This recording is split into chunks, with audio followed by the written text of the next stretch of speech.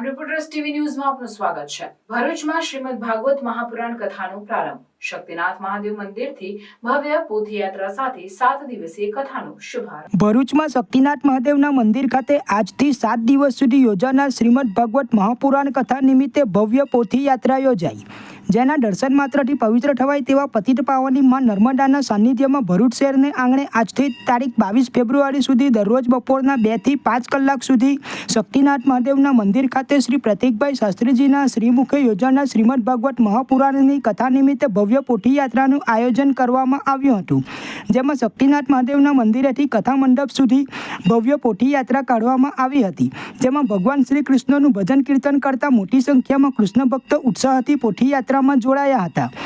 આજની પ્રથમ દિવસની કથાની શરૂઆત શ્રીમદ ભાગવત મહાપુરાણ ગ્રંથના પ્રથમ શ્લોક સચ્ચિદાનંદ રૂપાય વિશ્વોત્પત્યાદિ હેતવે તાપત્રય વિનાશાય શ્રી કૃષ્ણાય વયમ નમઃથી થઈ હતી અને આ શ્લોકનું મહત્વ સમજાવતા કથાકાર શ્રી પ્રતીકભાઈ શાસ્ત્રીજીએ જણાવ્યું હતું કે જે સત્ય, ચૈતન્ય અને આનંદ સ્વરૂપ છે, જે વિશ્વની ઉત્પત્તિ, સ્થિતિ અને લયના કારણભૂત છે, જે આધ્યાત્મિક, અધિભૌતિક અને અધિદૈવિક ત્રિવિધ તાપોનો નાશ કરનારા છે, એવા ભગવાન શ્રી કૃષ્ણને આપણે નમસ્કાર કરીએ છીએ। ત્યારબાદ તેમણે જણાવ્યું હતું કે કથાના અંતિમ દિવસે ભક્તો માટે મહાપ્રસાદીનું આયોજન કરવામાં આવેલું છે, તો તેનો પણ લાભ લેવા માટે ભક્તોને નમ્ર વિનંતી કરી હતી।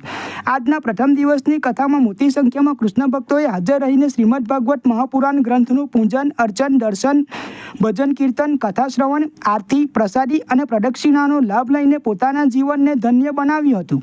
કોઈ કારણોસર આ કથામાં પ્રત્યક્ષ જઈ ન શકનાર કૃષ્ણ ભક્તો માટે સમગ્ર કથાનું જીવન પ્રસારણ પ્રતીકભાઈ શાસ્ત્રીજી ઓફિશિયલ યુટ્યુબ ચેનલ પરથી કરવામાં આવશે, તો તેનો પણ ઘરે બેઠા લાભ લેવા માટે કૃષ્ણ ભક્તોને અનુરોધ કરવામાં આવે છે।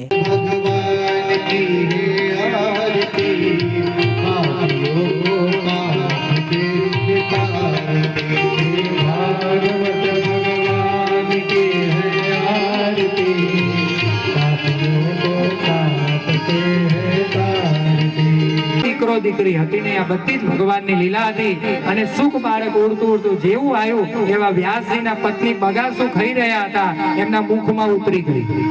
ભોળાનાથ આવ્યા અને ક્રોધમાં એવા આવ્યા, વ્યાસજી હતા, સ્વામી ભોળાનાથ, ભોળાનાથ ઉભારો ઉભારો ઉભારો કે આવ્યા પ્રગટ થયા। વ્યાસજીએ દંડવત કર્યા ભોળાનાથને અને કે વ્યાસજી ભોળાનાથ ને કહે, પ્રભુ થોડો ક્રોધ શાંત કરો, આવે તેવું એક ક્ષણનો એક પલ જાય, એક નાના અણુ જેટલા સમય માટે હું માયાને રોકી દઈશ, તમે ત્યારે જન્મ લઈ લેશો।